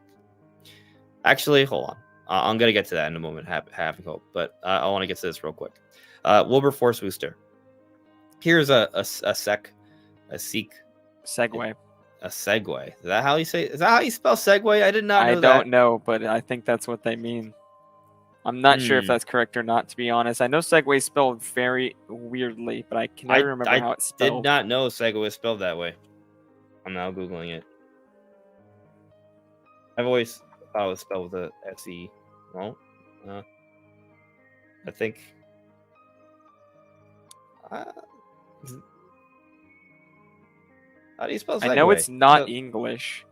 It's an English word. Oh, that would make sense. Yeah. No, they spelled it right. With a G-U. Segue. That's a Q-U. Oh, G-U. Yeah, they did spell it wrong. Yeah. Okay. That's why I was confused. All right. So, anyways, let's read the question. When do you think Nintendo will at least give a teaser announcement of Switch 2? So, it's a good question, Wilberforce. And potentially, Wilberforce confirms that it was a typo. Yeah, it should have been a G. So I can see how this could be a segue into maybe the next topic. I'm just not sure that that's what's going to happen. So it's not going to actually be the segue question. But maybe it's kind of like a transitional phase into this. It's like the second. It's right before the segue question. I don't know, Brandon. When do you think Nintendo's going to tease Switch 2? Some people think that teaser could happen this year. I don't I'm think not so. certain on that. I think the Switch 2 is coming out like holiday next year. Well, depends on what you think of as holiday. So I'm thinking September or October, and it'll probably be announced early in the year. So I don't think it's gonna be announced this year. Maybe January or to March of next year. I mean, maybe they'll wait for the last fiscal quarter to end, but that's I don't gonna know. be boring. I think it's boring to tease a system like, oh yeah, we'll announce a new system soon, right? I feel like it should be like the Nintendo tweet, hey, we got something special cooking. Tune in on such and such date to get a little first look. And I mean, if they're not gonna hit their depending on if they hit their sell goals or not, or how close they get to that, because they're not confident in it. Having the Switch 2 announcement to be like, hey, we didn't hit our sales goals, or we only barely hit it, or whatever. But Switch 2, it's coming. Yeah. I don't expect the Switch 2 to be teased in the Direct that's supposedly happening this September. I don't expect it to be teased this year. I can maybe see a scenario where they might tease it at the Game Awards. You think that is something so important at the Game Awards? It's not like they've treated that show super well lately. Nintendo likes to surprise us. I'm not saying they will. I'm simply saying it's an option. It's not an option I would predict. No. It's an option I'll bring up as I am now. Fair.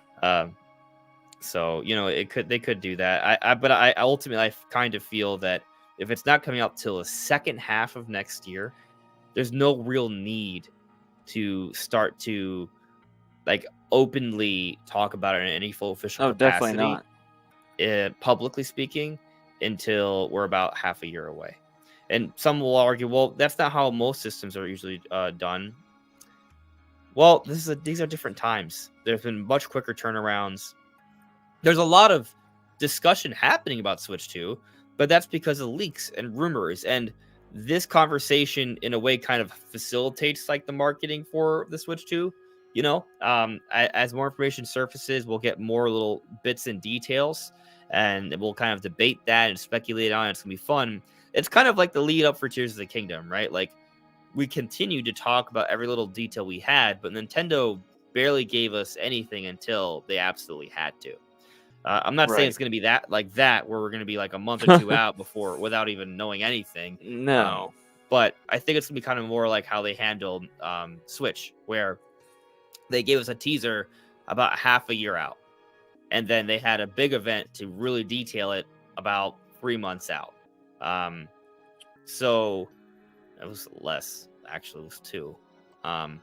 But point is, that's some kind of thinking. Right, so if, say, for example, the Switch 2 is coming out next September, I wouldn't really expect a major announcement until March. Right, exactly, which would be around the close of the fiscal year. So I think we get a teaser before the end of the fiscal year, which would be by the end of March of 2024. Okay, that's what I think is going to happen. Yeah, that sounds good. And obviously, there's no hard, fast rule here that they have to stick to 6 months. But around 6 months, this seemed to be around, what I'm thinking as well. So I could see that, January to March, before the end of that fiscal year. I could definitely see that getting announced. That would look good in their reports for sure. Yeah. It's just a good time to announce it. Slow time of the year. Mm-hmm. Yeah, but let's move on to our next topic. So this is a question that kind of segues into it. Having Hope asked, do you think the Nintendo Direct will be announced this week? Well, I think that just takes us straight into the topic. So yeah, Nintendo Direct soon would be this week, wouldn't it? Yeah. So that would likely mean it gets announced tomorrow about 9 o'clock. Right, yeah. Maybe a Nintendo Direct is announced tomorrow. That is totally possible. I'm not saying it will, but it could. Good. Yeah, I think that if it's not this week, it's next week. That's what I think. Like I think we're that close. And there's a number of reasons why I think that. But let me present some information you might have missed. So Nate the Hate has actually been a little vocal recently on Twitter regarding potential Nintendo Direct stuff. So, one person was asking, actually, is this what I think it is? No, someone else. But anyways, so this person by the name of Charles asked Nate the Hate, do we still get a Nintendo Direct in September or no because of the Mario Wonder Direct today? Right, and Nate the Hate says one doesn't negate the other, which I totally agree with. We talked about that in our Mario Wonder discussion, that the Mario Wonder Direct doesn't have really need to deconfirm a September Direct because that's just one game. There's so many other things to talk about in the Direct beyond just Mario Wonder. Not to mention, they can talk about Mario Wonder more than once in the weeks leading up to release. In fact, they should because they're marketing the game. So, yeah, the Mario Wonder Direct doesn't really say that there won't be a September Direct. It doesn't. It happened in August technically. So they have third-party obligations. Absolutely, that's perhaps the bigger thing to consider here. So like Mortal Kombat 1 is coming out. I think the early release is September 14th, and then the official release is September 19th.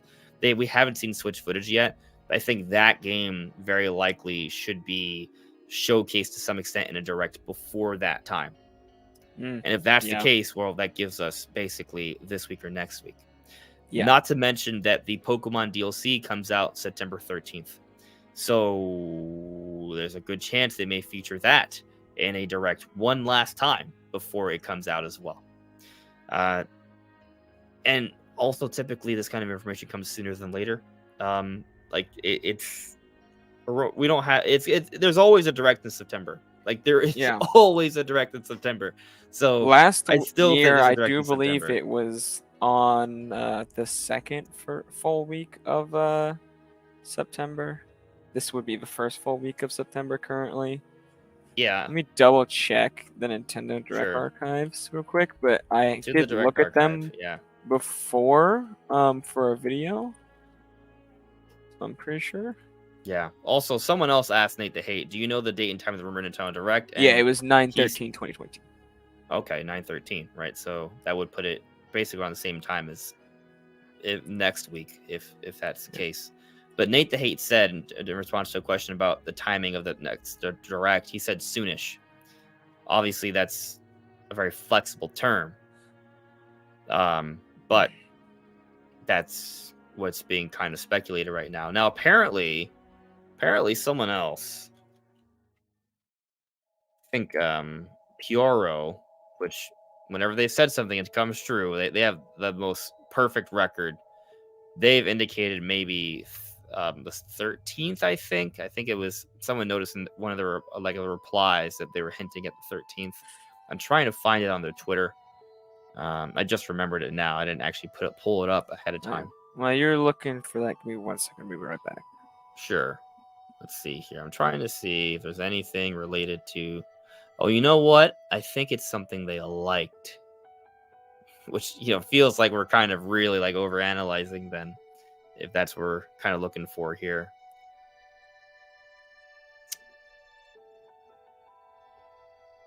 Yeah, well, Pioro did like that someone saying Nintendo Direct will air soon in September. And also did like someone saying, what do you think of the number 13? So some people think Pioro is hinting that the 13th is it. And maybe. But when we're talking about looking at what someone's liking on Twitter, I definitely, that's maybe looking too deep into things, although this person doesn't like things too often. Like when they like something, it is with purpose. Like they like less than one thing a day, it looks like on average. Just getting back, who's liking what? Pioro's is, if you base it off likes, Pioro's suggesting that there is going to be a direct on the 13th, which That does make sense. yeah, There was a direct on the yeah, 13th last year. That's just kind of yeah, basic guesswork. right. I mean, the second full week of the month is usually a good time for a Nintendo Direct. It's usually the second or third full week of the Here, I month. mean, let me pull up the archive again, see what if Yeah, it was on the second week of the month the year before. yeah. By the way, Nine my twenty three 21. So it was actually in the what would that be, the third week? third full week. Yeah. But not Um. on the first. Yeah. Point is, though, you got Nate the Hate and Puro suggesting that directs are happening soon. There's always a 9/4 direct in September. 2019. I do think that a direct is happening. There has to be. There's going to be a direct, and we need. So here's another thing to consider.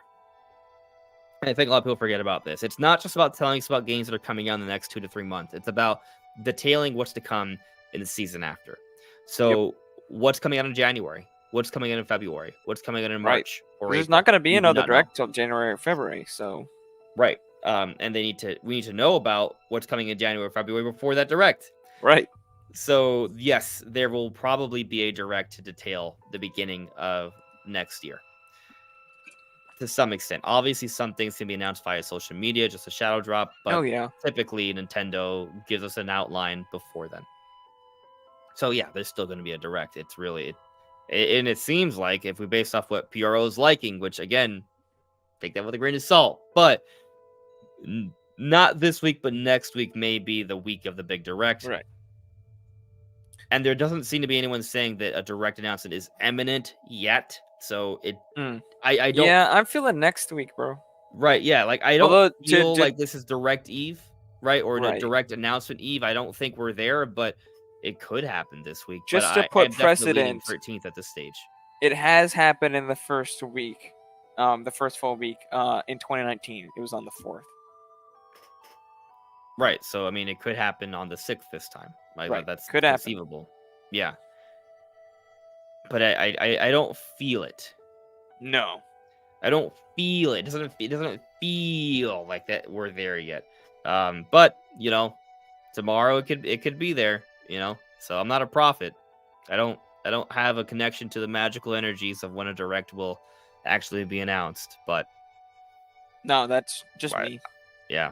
Well, Brandon does, so he's tethered to the cosmos. But I'm not allowed to tell you, otherwise Yeah. the powers that gave me, you know, the gods that gave me the powers would just strike me down for abuse of my powers, so I can't let you guys know. Yeah. Anyway, though, direct is happening. Like, I totally believe that, and I think it's happening probably next week, but I'm prepared for it to happen this week. We're prepared for anything. Yeah. As always. Yeah. We're on the same page there. Now, Brandon, I mean, do you have any sort of expectations with this direct at all? I don't think it's going to be anything crazy. I think that a lot of the games, I think probably we're going to see Metroid Prime 2. If 2 and 3 are going to happen, we're going to see Metroid Prime 2 now. Otherwise, I don't think 2 and 3 are really something that they're going to do before Prime 4 comes out. As far as other predictions, I don't think we'll see Switch 2. We already talked about that. I think it's going to be pretty standard direct. We're going to see not anything that's going to be mind-blowing, nothing that's going to be like a huge project, but it's going to be good stuff. But it's going to be kind of telling of the wind down, again, just like last direct was for the wind down before Switch 2. But we're going to see good stuff. It's just not going to be anything, you know, like one thing maybe, but I think Tears of the Kingdom is, and maybe Metroid Prime 4 are really like the big, like, you know, AAA swan songs for Switch. So I don't really see another. Do we get Tears of the Kingdom DLC? No. I think they're going to wait for Switch 2, so I don't think they're going to announce it here. Okay, but if it's going to come out this holiday, then 100% they will. Okay. You broke my heart, so I'm not talking to you anymore. I don't want Switch 2. I don't want Zelda DLC yet. I want Zelda DLC with a big Switch 2 4K 60 FPS patch with better textures and stuff. Yeah, maybe. But let's just jump into Q&A. We'll still talk about the direct. We'll talk about Switch 2. It's gonna be kind of more well-rounded stuff. We'll do this for about 15 minutes ish or so. Maybe longer depending on what the questions are. And then that's how we're gonna close out the show. So I got a super chat here from Taker. So let's get to that. Yes, I saw this.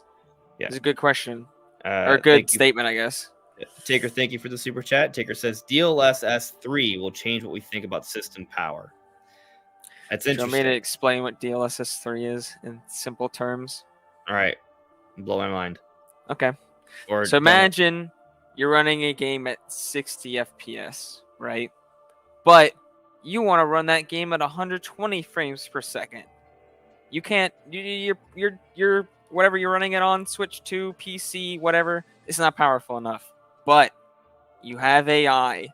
So instead of rendering every frame on your actual GPU and CPU, you render 60 frames, and then the other 60 frames are rendered by AI, which looks at the other frames and the next frame after and goes, what should be in between these two frames?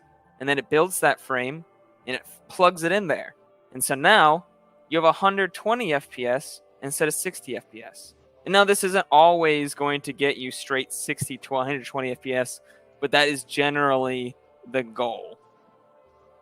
So essentially you're only rendering up to or around, preferably half the frames. So the good thing about DLSS 3 is when combined with DLSS 2, you're essentially only rendering like a quarter of what's real or less, because you're taking a 1080p image and rendering that at 4K, and then you're taking that image at running 60 times a second, and then you're doubling that to 120 FPS. So you have two different scaling factors there helping out performance and visual fidelity. Does that make sense, chat? You have one frame that's real, and then you got one frame that's fake, hopefully. And then you got 60 frames to 120 frames. Does that make sense? Put Y's in the chat for yes, N's for no. But the thing about DLSS 3 is you need a lot of AI compute to render the frame in enough frame time for it to actually be worth it. Because obviously, if the time it takes for it to build the frame is more time than it would have taken to just render the frame normally, then there's no point. It needs to be a lot faster to render that way. So you need a certain level of AI compute power in the chipset to work. And I'm not sure that the Switch 2, especially since it's not going to be using the Ada Lovelace, which is when they started using DLSS 3. Because the architecture that the Switch 2 is going to be based off of isn't compatible with DLSS 3 necessarily, though supposedly it uses some feature sets from the architecture that is compatible with DLSS 3. So whether or not that's a feature that could actually work on Switch 2 is unknown. But if it can, adding DLSS 2 and DLSS 3 could make a 1080p 30 experience go, or well, more like a 1080p 60 experience, 60 FPS experience up to like 4K 120 FPS. Be crazy. That'd be crazy. Preferably, you don't use DLSS 3 to do 30 to 60, because since you're not actually rendering more real frames, your input latency isn't actually higher than it was before, so it still feels laggy like 30 FPS. But 60 FPS feels fine, so it's not a problem. Also, you just have less frames to inform the AI, so there's going to be more artifacting.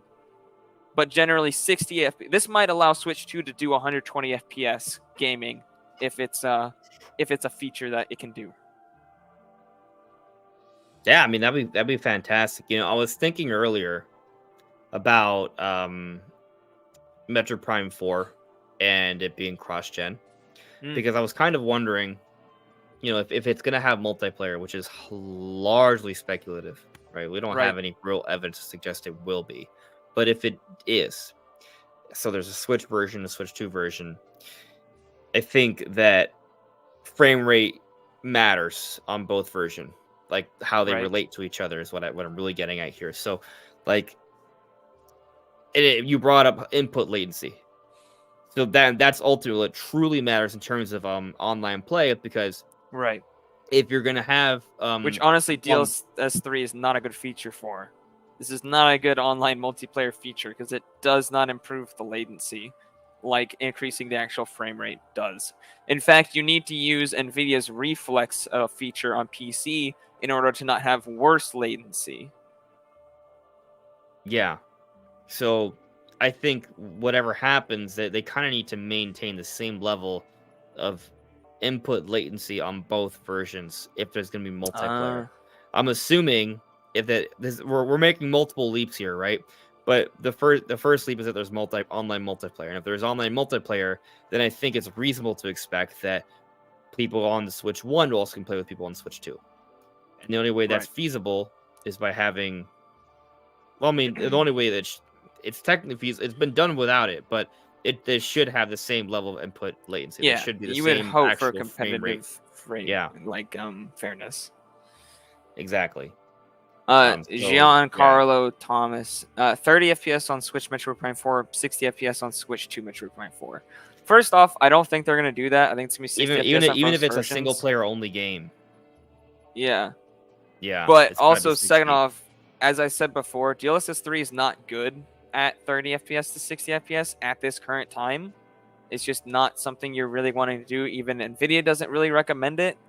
So it's not that it would be broken or not helpful. It's just that it's not really. I don't know. It's not really what the feature is supposed to be used for. But they could use it, but it's not like Nvidia does not recommend that. It's not what it's meant to be used for. It's meant for 60 plus FPS. It's to use your 120 FPS, 144 FPS, whatever plus monitor to its fullest potential without needing a 4090. Yeah. So I think it just kind of like what needs to be the case. Metroid Prime 4 has to be 60 frames per second on Switch, no matter what. And Switch is the target platform, so I'm sure they were targeting 60 FPS from the get-go. Yeah. It would be a real travesty if it was not 60. I think there would be their first game they ever launched not at 60, right? Retro, yeah. Yeah. I insane. Have a hard time. Yeah. That would be a real blunder. A real blunder. No, especially I mean, when you set the expectation with Prime Remastered at 60 FPS. Right. Like the Donkey Kong games were at 60, all the prior Metro Prime games were at 60 on weaker hardware. Obviously, this may be a very ambitious game. And maybe that is what showed off do. that ambitious engine at 60 FPS already. Yeah, if it's a single player only game, if there is no multiplayer, could I envision a scenario where it's only 30 FPS? I could. I mean, but technically, yes, I can. Likely. But the likelihood is like 1%. Like the confidence I have in Retro, especially after Metroid Prime Remastered, like you could say, oh, but it's Retro. It's been a long time since Retro put anything out, and they're a completely different company, mostly different developers. Maybe they're not have the same goals, but no, they showed with Metroid Prime Remastered that they are dedicated to 60 FPS while having the best looking visuals possible on the system. And that's just they've never changed from that, and I don't think they're gonna change because that is who Retro Studios is. They make amazing games that push the hardware to the fullest at 60 FPS. It's what they've always done, and I think they're always gonna do it. Maybe their goal one day might increase to 120 FPS. Who knows? But I don't think it's ever gonna decrease. Yeah, I mean, it might be interesting to see like Prime 4 run at 120. If it has the same input latency as the 60 FPS version of Prime 4 on Switch 1, maybe still feel good, but it would look a lot smoother. Yeah, would that be a problem for online play? if No. if it had the same input latency, but it still looked like 120 frames per second on Switch 2, but the Switch 1 version is just 60. I mean, you might have less ghosting and blurring, and so you might be able to see a little bit clearer than other people. But I mean, the Switch 2 version is probably already going to be higher resolution, so you have that advantage, anyways. Just being able to see people. There's always an inherent competitive advantage to playing on a newer system, unless they keep the exact same resolution and visual settings. So in that kind of way, no, you're not going to be exactly competitive fair, but I don't think it's going to be like something like playing with keyboard and mouse against controller players or something. Yeah, I will. One thing to add about Prime 4, like I have so much faith in Retro Studios and Nintendo that I think it's going to work out. But as Wilberforce points out here, Prime 4 supposedly has these huge zones, and then says, I guess depends on how many AIs are running around. Like I do kind of feel like what they're going to accomplish with Prime 4, from what we're hearing, it feels like a very tall task.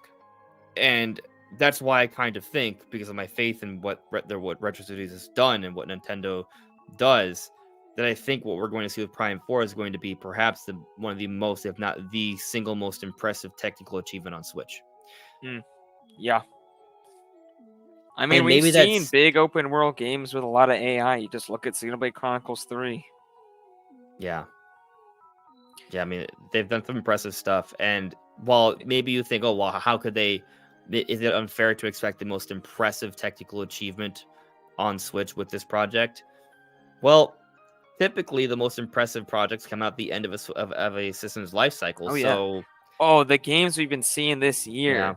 The tech we've been seeing this year. Parallax mapping pushed on Switch by multiple first-party Nintendo games. That's an effect they were not using before this year.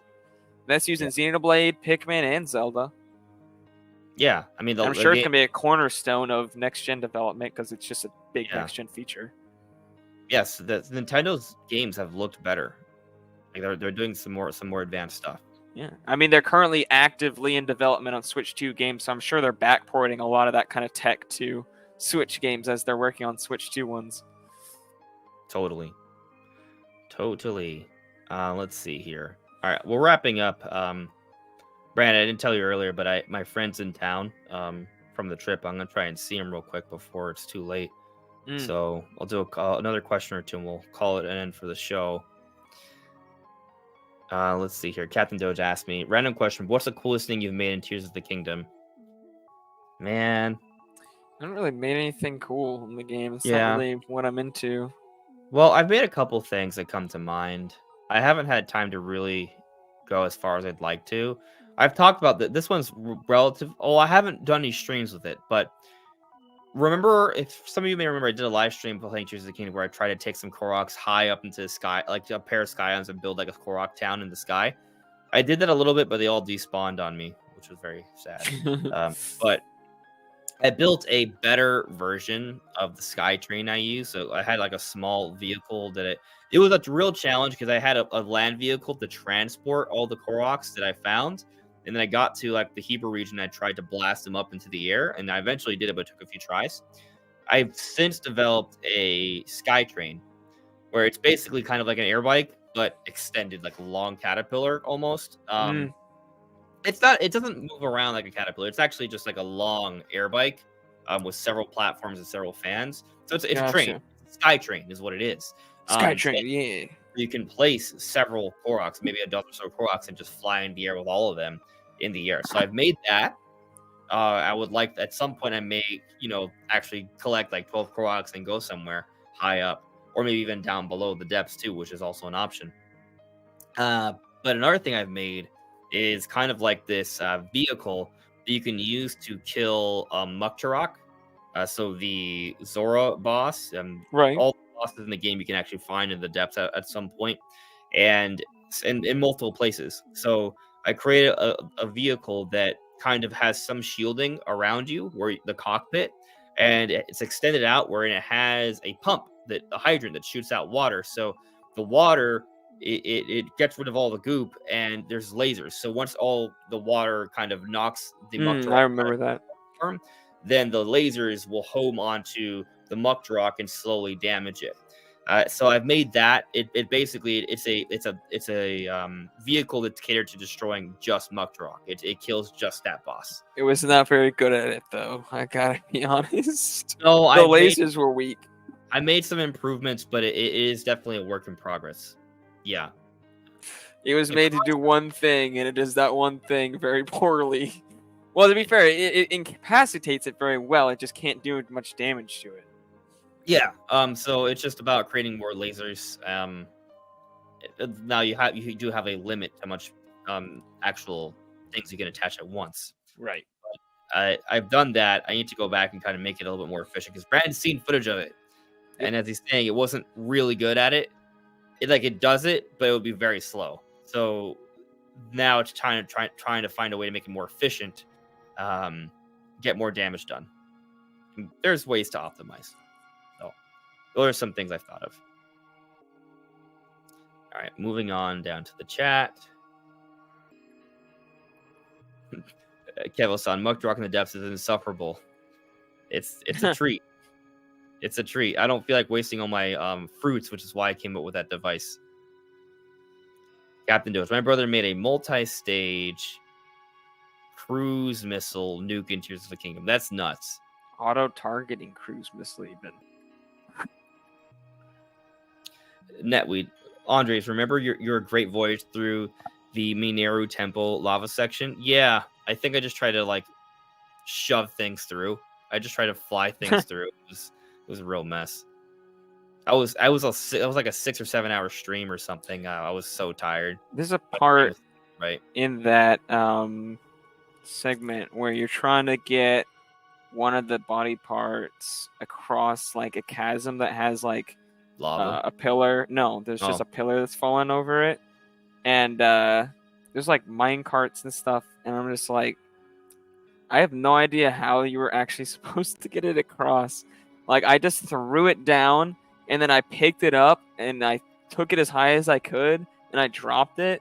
And then I just went up to the other side and then I reversed time on it and brought it back up and then just grabbed it with Ultra Hand and moved on.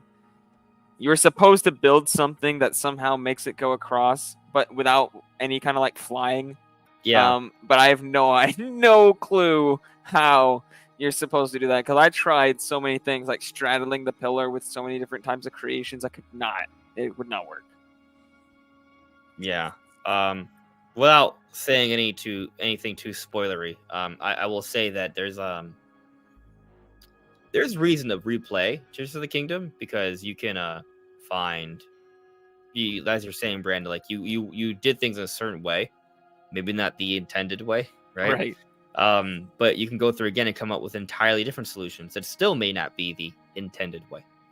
So that there's some reason to play through Tears of the Kingdom, like the main quest points. I kind of wish you could do kind of like a new game plus, where you can kind of maintain some level of progression, but continue on. At least keep my abilities. Yeah, maybe they'll offer that with the DLC because we haven't gotten any Master Mode editions yet. True. Yeah, but anyways, I think we're kind of actually reached the natural end of tonight's discussion. Is there anything else you want to address, Brandon, before we call it a night? So I can still visit my friend before it's too late. No, I don't think so. Okay, cool. So just to sum up, I just feel like summing up. We think there's a direct is happening in September, as there always is. Some rumors are suggesting September 13th. Maybe it happens this week instead, but we're leaning on the 13th at this point. Yeah. Switch 2 leaks. We think it's going to be powerful. Not as powerful as a PS5. Maybe not even as powerful as a PS4 Pro, but maybe close. And it's really ultimately going to be about the visual impact being something comparable to that. So we'll get some high-quality third-party games like Elden Ring and Final Fantasy VII Remake. And Nintendo games are going to blow our minds because Nintendo just does everything amazing. And Mario Wonder's cool. So, oh yeah. I think that's pretty much the podcast summed up. Do you agree? I agree. One last thing I forgot about. Okay. The poll. The poll, of course. So where are we at with the poll? End poll. So I asked, do you think Mario Wonder is going to be the best 2D Mario yet for you? and 75% voted yes, and there was 153 votes. Nice. Yeah. I agree as well. I think it's going to be my favorite 2D Mario. Yeah. But considering I played a little bit of the like classic Mario games, which I enjoyed, but I didn't really get into. So I've never gone into a Mario game. So I think this is going to be the first one I actually get into, therefore making it my favorite one. Yeah. By the way, guys, next week, assuming there's no Direct this week, might be the Nintendo Direct prediction cast. Assuming we think it happens when we think it's happening. But Yep. we'll see. Anyways, everyone, thank you so much for listening and watching. If you like the stream, that would definitely help us out. Subscribing, if you're new here, obviously would be appreciated too if you enjoy hearing our Nintendo discussions. But we'll see you soon. Take care. Bye, guys.